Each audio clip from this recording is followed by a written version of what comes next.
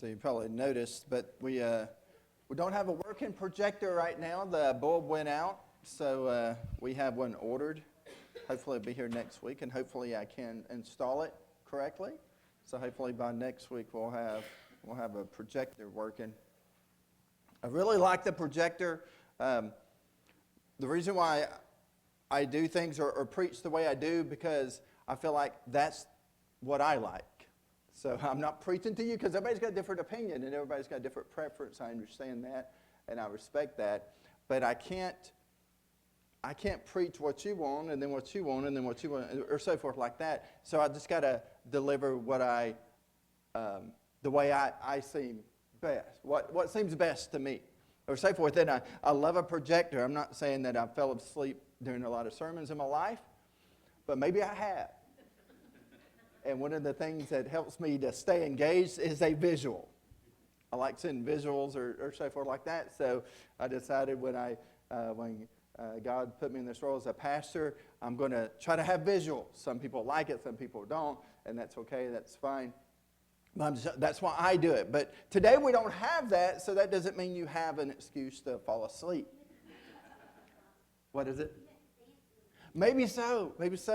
I'm jealous. I hear stories and read books about Billy Sunday, a great revivalist, and he always got a crowd because he was I don't know, some sort of, I guess, acrobat or something.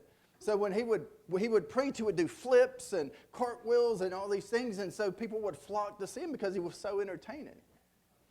So probably about the most entertaining thing I have, Miss Hammis, is getting near the edge here.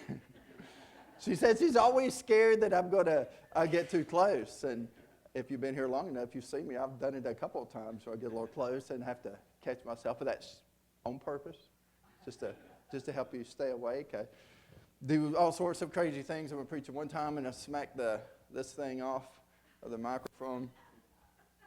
We got some new decorations. Earlier last night was up here decorating, and the star fell once. I tried to put it up again this morning, and it fell again this morning. So we got it up here again. So if you start getting sleepy, I think what God's going to do is he's probably just going to make the star fall and scare everybody half to death.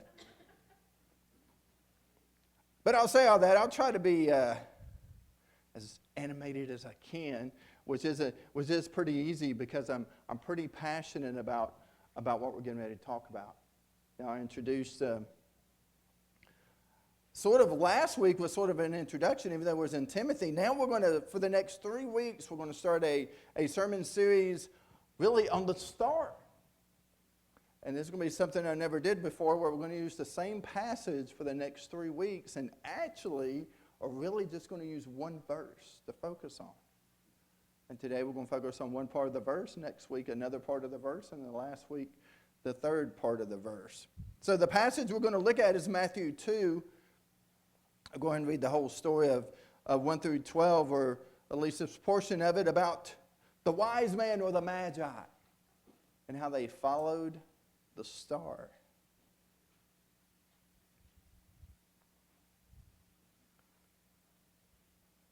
And that's Matthew 2. I'll read verses 1 through 12. We'll start in verse 1. After Jesus was born in Bethlehem in Judea during the time of King Herod, Magi from the east came to Jerusalem and asked, "Where is the one who has been born King of the Jews? We saw his star in the east and have come to worship him." When King Herod heard this, he was disturbed, and all Jerusalem with him. When he had called together all the people's chief priests and teachers of the law, he asked them where the Christ was to be born. "In Bethlehem in Judea," they replied, "for this is what the prophet has written. But you, Bethlehem, in the land of Judah, are by no means least among the rulers of Judah. For out of you will come a ruler who will be the shepherd of my people Israel." Then Herod called the Magi secretly and found out from them the exact time the star had appeared. He sent them to Bethlehem and said, "Go and make a careful search for the child.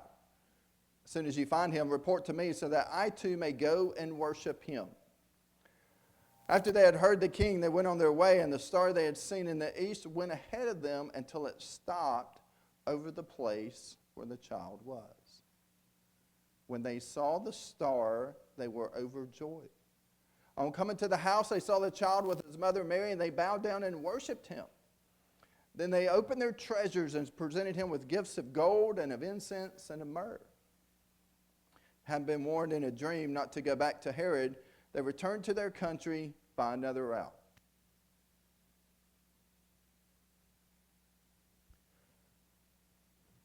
The main verse we're going to focus on is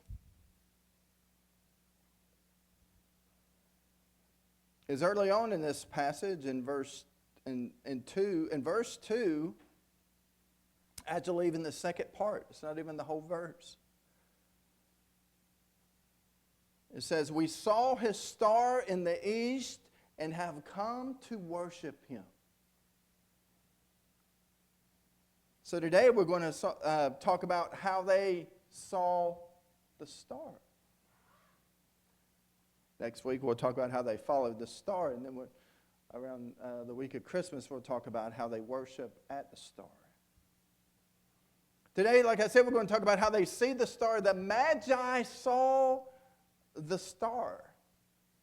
Now, every Christmas play we've ever had always has how many wise men? 3. Why? Does the Bible say there were 3 wise men?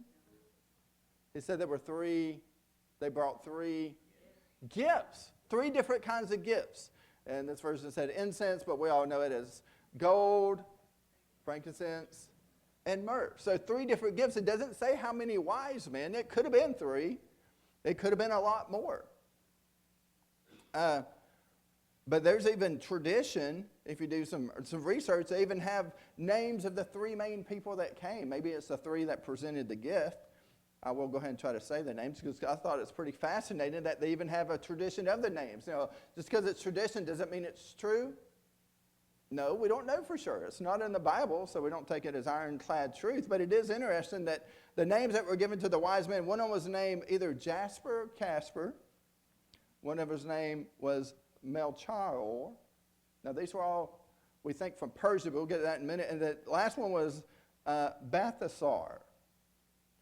Very similar to a name in Daniel.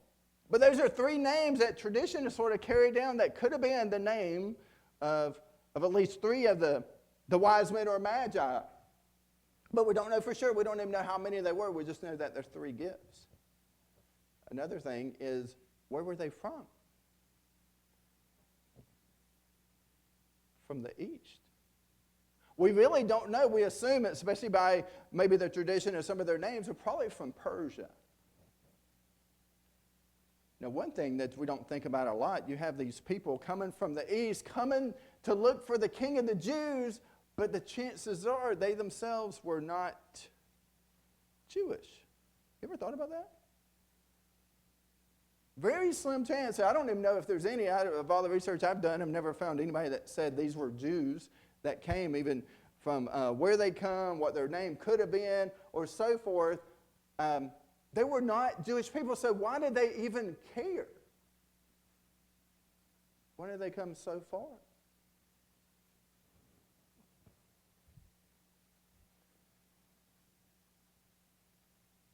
We know they're called wise men.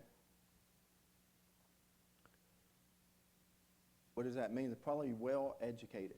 We always picture them as astrologers, not because anything tells us that they're astrologers, but because they were looking at the stars. They were looking at the stars and they saw something. That doesn't mean that that's all they did was study the stars. Because in fact, we know that when they saw the star, they were well educated that they related it to something else. So they knew their history. They knew the prophetic books. They knew that even Jewish literature that it prophesied in the Old Testament about a star. And they knew that. So they saw the star. And because of their education, because of their knowledge, then they equated, wait a minute, there was something written in this Jewish prophecy about a star. Now, I don't know what the Magi were going to gain from this. People are motivated in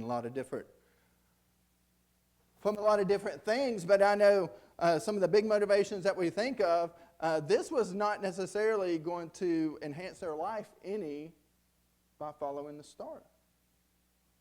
Especially if they're not even Jewish, why are they coming to worship the King of the Jews?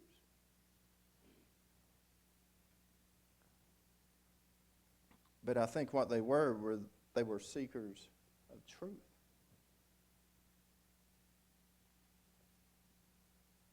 And they had wisdom and understanding. They knew that there was a prophecy about a Messiah coming. And they knew the sign was going to be a star. And they saw the star. Maybe this is it. Let's go and search for this king, the King of the Jews. One thing you got to see by just a little that we know about the wise men and the Magi is that they were seekers of truth. They wanted to find out. They looked at the evidence, and the evidence was pointing, hey, there's something going on here. There's something that deserves some investigation. And it's worth our time and effort to go investigate it. And that's exactly what they did.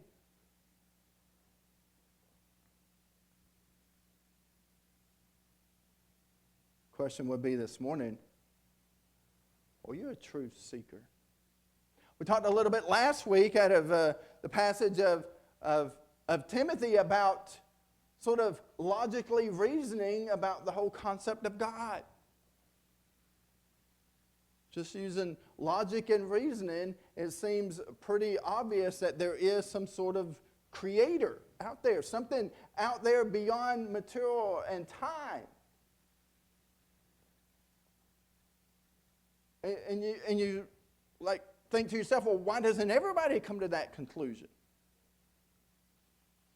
Very interesting. I do my degrees in apologetics. I've read tons of apologetic books. Actually, I was at the Hobby Lobby last night and going through the checkout, and they had a little book by Lee Strobel, The Case for Christmas. I think I've read almost all of Lee Strobel's books. And actually, are you familiar with Lee Strobel? His most famous book is A Case for Christ.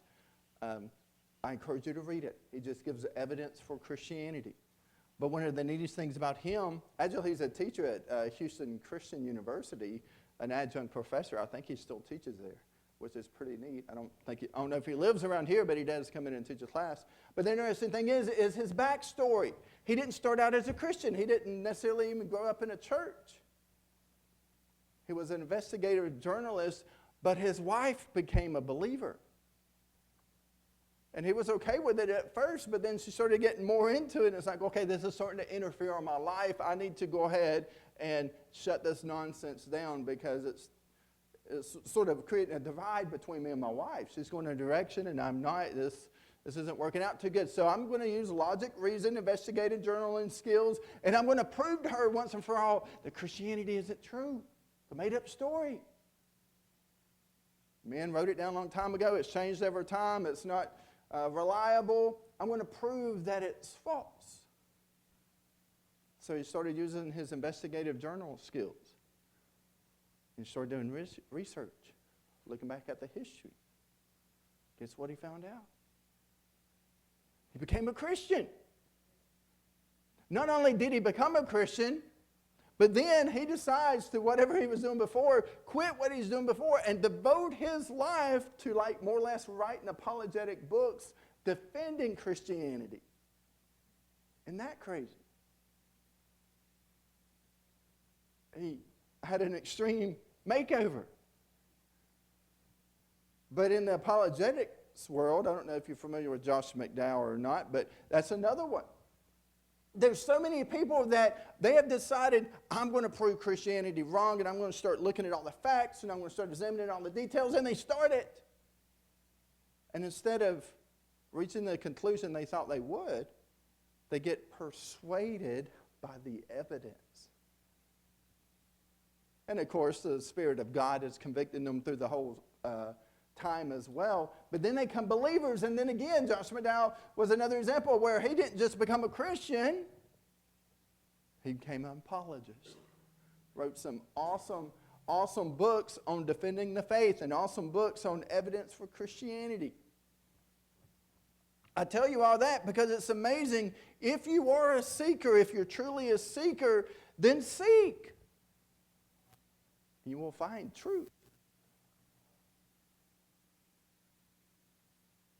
So why doesn't everybody become Christian? It's not because the evidence isn't there. It's not because the logical reasoning isn't there.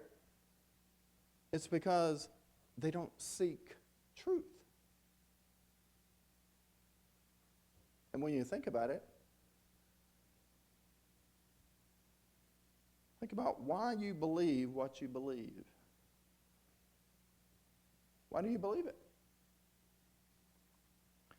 It could be tradition. Could be how you were raised. In fact, I think a lot of us, that's what it was. It's how we were raised. Well, if you were raised Baptist or Christian and you grew up Christian, it makes sense. But then what about the Buddhist that grows up in a Buddhist household? Or a Muslim that grows up in a Muslim household? A Jew that grows up in a Jewish household? You see that a lot of people just carry on how they were raised. But just because you're raised that way, does that make it true? It doesn't, and I feel like that's one thing that we do. We do bad in Christianity is we feel like, well, I'll raise my kids up in church and they'll be Christians too. And we don't take the time to convince them that it's true. We just take for granted, well, you've got to believe this. You need to believe this. I was with a family member. One time I was talking to their kid, and their kid had some weird beliefs about some things. And I went to my family member and I said, do you know what your kid, have you ever talked to your kid about that? Do you know what they believe? They just told me what they believe about this particular topic. Did you know that? And the family member didn't even go talk to the kid. Like you think the reaction would be, oh no, are you serious? And then run and talk to the kid. But you know what their reaction was? No, wait. My kid does not believe it. He's in the next room, go ask him. No, he doesn't believe that. Why do you say he doesn't believe that when he told me that's what he believed? Because I don't believe it, and I raised him in church, and he knows that's not true. You see that we haven't spent the time of teaching them why Christianity is true. We haven't spent the time to make them think about it by looking at evidence and logic and reason, and then also open up your spirit to the Spirit of God. Because when you do all those things, it's amazing how you get drawn and pointed to Christianity. But when you don't, it becomes just a religion. And so many people today, young people that have grown up in our churches are going off to colleges. And we maybe try to raise them in the church and think that, well, since I believe in God, they're going to believe in God. And I ask them, and they say they believe in God. And then they go to the universities. And then the universities start, well, science says this, and this is true. And have you ever seen this evidence? And then it just blows their mind. It's like, oh, wow, nobody ever told me that. So you mean religion is just for the weak people, and it's something that they made up to explain something that thousands of years ago nobody could explain, but now we have science and we can explain it, so religion is useless or purposeless? And then young people, oh, okay. Well, yeah, maybe they're right. Maybe my parents are old-fashioned and just don't understand. And maybe they even come back and talk to their parents, and then they find out, why are you Christian, Mom and Dad? Well, because my parents were Christian and I was raised in a church, and we don't present enough evidence for it. I tell you all that because my point in all this is we need to be seekers of truth. If you are a seeker of truth, it will lead you to Christianity. But a seeker of truth isn't just going to church. It isn't just gaining intellectual knowledge, it's really a mindset. You got to be willing to seek the truth. And I'll tell you this much, the theme of our church is surrender, saturate, and serve. God wants you to surrender to Him. He wants you to saturate yourself with godly things and get evil stuff out. And then He wants you to serve Him, usually by serving others. I believe those are facts. So, well, that sounds pretty good. But then you go back to the first point, surrender. How many of us want to surrender? Well, what does surrender mean? It doesn't just mean coming down and saying a prayer. It means giving your life over to God. God, you are in charge now. If God's in charge now, guess what you have to do? Anything He tells you to. What if you don't want to do it? I think a lot of us are scared what God may tell us. So we play it safe.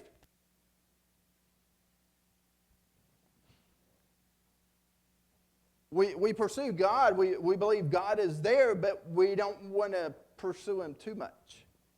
Because we're afraid He might tell us to do something we don't want to do. Well, to be honest with you, He will tell you to do things you don't want to do. I believe that's a fact. But what you don't see is the joy and peace and just the overall contentment and satisfaction you get from doing what God tells you to do, even when you don't want to do it. And you can't find that out until you get on the other side of that. But you need to be a seeker of truth. Are you a seeker of truth? God's got a purpose for each and every one of you.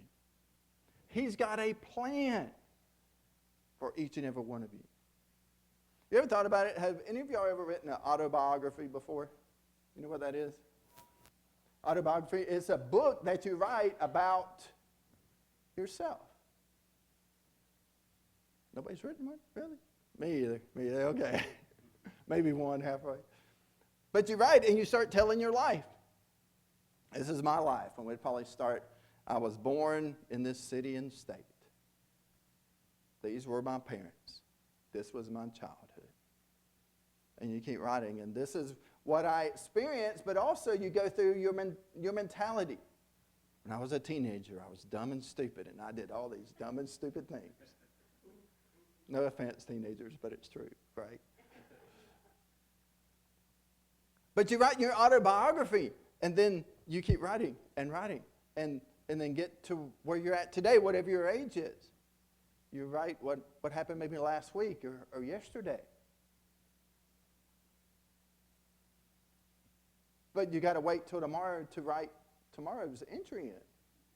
And you got to wait till your life is completely over before you finish the book itself and then have others read it. But one way to look at it is God has already written your autobiography. At least He's got a plan for you. He's got it all written out. This is what I want you to do, even specifically. This is what I want you to do today. This is where I want you to be in 2 years. This is where I want you to be in 15 years. This is my plan for you in 25 years. So wouldn't it be neat if God would give us, especially on young people, you see these little kids running out. Imagine God's already got their whole story written. By the time they're our age, God knows everything that's going to happen with them. But He also has a plan for them as well. Now, His plan isn't necessarily, hey, become a teenager and a young adult and experience all this bad, negative stuff. That's not His plan. No, that probably will happen to many young people, and God can bring them out of that. There's always recovery, which is amazing. And a lot of us experience the grace and mercy of Jesus Christ. There's always a way out, and there's always hope. As long as you and I are breathing, as long as there is breathing, there always is hope. But God has a purpose and plan for them. And His purpose and plan is He wants to get things done through them. But so many of us aren't accomplishing what God wants to accomplish through us because we're not seeking Him. The Magi, the wise men, they saw the star. And they didn't see the star because they were looking down. They saw the star because they were looking at the heavens. Have you ever seen a shooting star before? When is the last time you've seen a shooting star? Has anybody seen one in the last week? 2 weeks? The last month? 2 months? 6 months? In the last year? 2 years? 3 years? 4, 5, 6, 7, 8. Any hands at all? 9, 10. Okay. Have you seen one? Okay. Last year. Okay, good.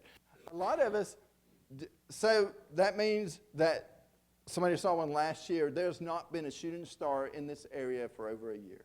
You think that's true? No. Probably a pretty good chance there was one last night somewhere. So why haven't y'all seen any? It's not like they're rare, but they're not super rare. I saw one 2 weeks ago, I think. Me and my wife saw it at the same time, which is, it's always cool when you see it with somebody. I remember me and Aiden saw one a couple years ago together. That's always neat. But I've seen many shooting stars, mainly because I have dogs that I have to walk at night. And I'm out there walking the dogs. And most of the time, I'm looking up at the stars, seeing the airplanes or trying to figure out constellations or just admiring the moon. Or I love looking at the sky. Love the stars. So how I see shooting stars is that I'm actually looking at the sky. You will see shooting stars if you're looking at the sky. So many people have told me, and I've experienced myself in life as well, I don't know what God wants me to do. My response to that is, have you asked Him?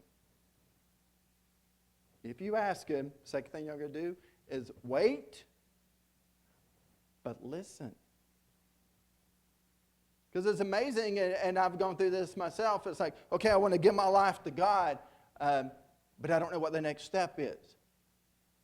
Well, I know it's probably to read a little bit more of the Bible, but I'm not much of a reader. Don't like to read. It's probably to change some things in my life, but I don't really want to do that because I enjoy those things. And then, like, I can give you a whole list of things that I debate, but I keep marking them, keep taking them. Well, I don't want to do that. I don't want to do that. I don't want to do that. And then I look back and say, wow, God, why aren't you telling me what I need to do? And then He responds, I gave you a whole list. But I'm not looking for that.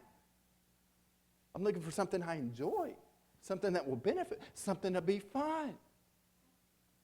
I remember when I surrendered my life to God when I was 17, I had a pastor mentor that was asking me, so what do you think, what direction do you think God's going to call you into? So I was like, probably something fun. Maybe youth ministry, maybe working at a camp, something fun. Maybe be a missionary, I'm not sure. It's going to be something fun. But that's not the way it works. When you surrender to God, when you're looking for truth, you go to where that truth leads you.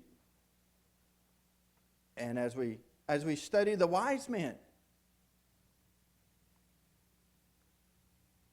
it starts with, they saw the star. Are you looking for God's direction for your life? That's the question. Because it's a mentality. And when we talk about surrender, God doesn't, it never works out anyway, but God's not going to give you a list of things and let you pick which one you want to do.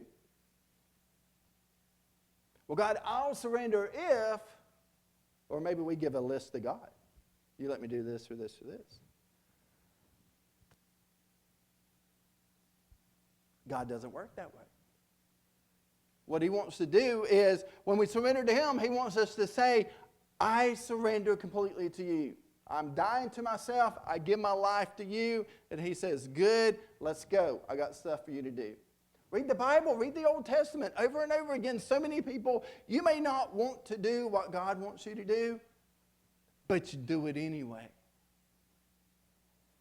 Moses didn't want to do what God wanted him to do. Noah didn't want to do necessarily maybe what God wanted him to do. You have all these examples. Jonah definitely didn't want to do what God wanted him to do. But you do it anyway. Because you're seeking truth. You're seeking God. You're not seeking your own selfish desires. Deuteronomy 4:29. It says, but if you seek the Lord, you will find him if you seek him with all your heart and with all your soul. Even though I imagine most of the people in this room would consider themselves Christians. Do you consider yourself a God seeker? Are you seeking God?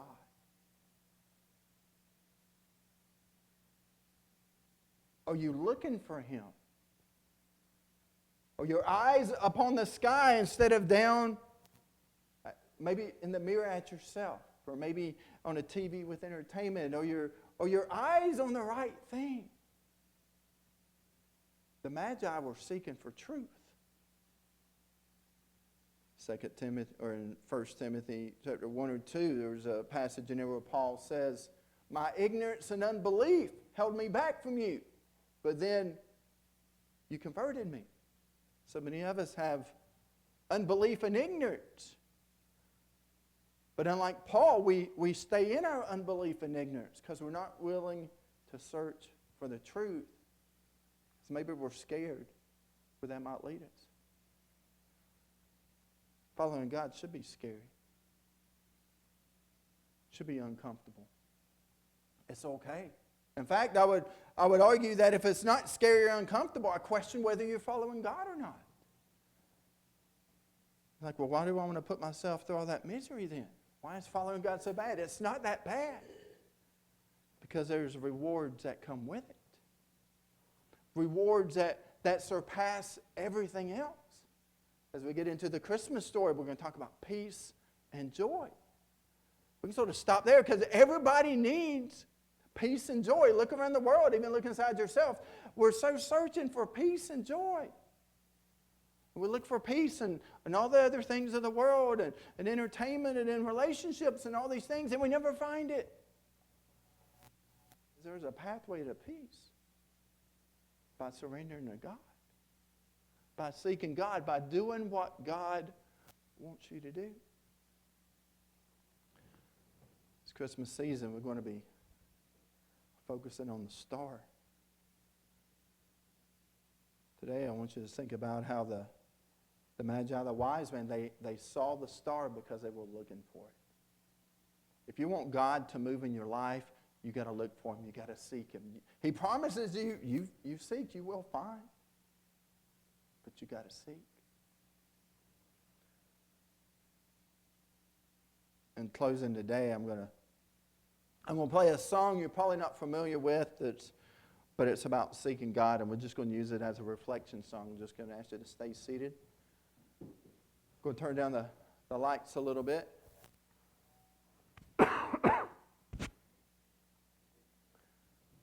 But what I want you to do is I want you to think about seeking God. Are you really actively, you should be seeking God all the time. Are you actively seeking God? And when I say that, it means you got to have a surrendered spirit. One thing we're going to see with the Magi last week, they were seeking truth. They saw the star, and then they did nothing. No, that's not how it goes. We'll get into their journey next week. Wasn't easy, but they went. Be willing to go and do what God would have you to do. So during this reflection song, I want you to think about seeking God. What does God have in store for you? Let God speak to you today.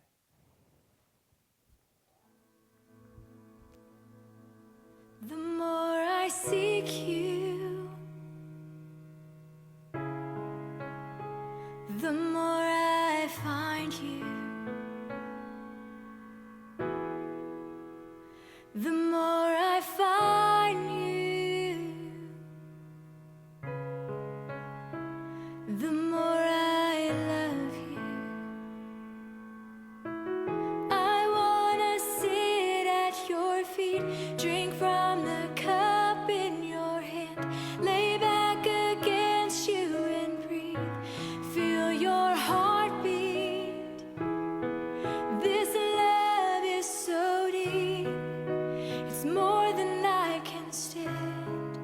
I melt in your peace, it's overwhelming.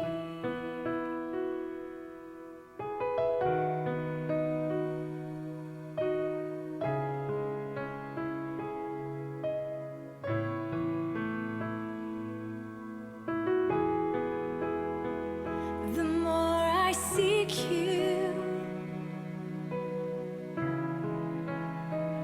the more I find you, the more I find you, the more I love you. I wanna sit at your feet, drink from the cup in your hand, lay back against you and breathe, feel your heartbeat. This love is so deep, it's more than I can stand. I melt in your peace, it's overwhelming. I wanna sit at your feet, drink from the cup in your hand, lay back against you and breathe, feel your heartbeat. This love is so deep, it's more than I can stand. I melt in your peace, it's overwhelming.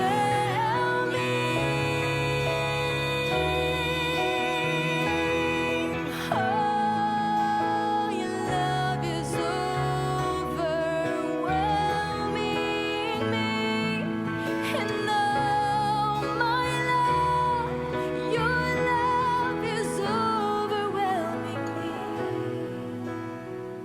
Over.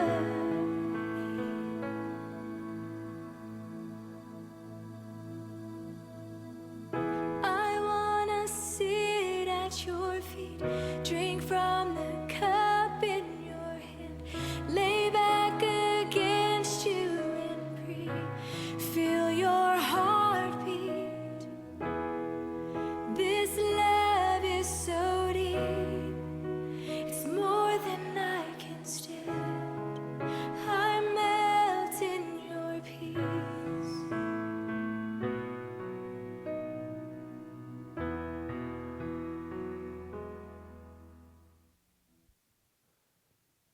God has a purpose and plan for your life.